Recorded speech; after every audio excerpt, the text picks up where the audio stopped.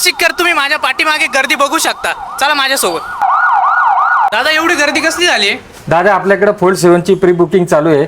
आतापर्यंत 50 phone book झालेले आहे. अच्छा तुम्ही गर्दी तर बघताच आहे. अच्छा, का बरं बुक करता एवढे सगळे लोक?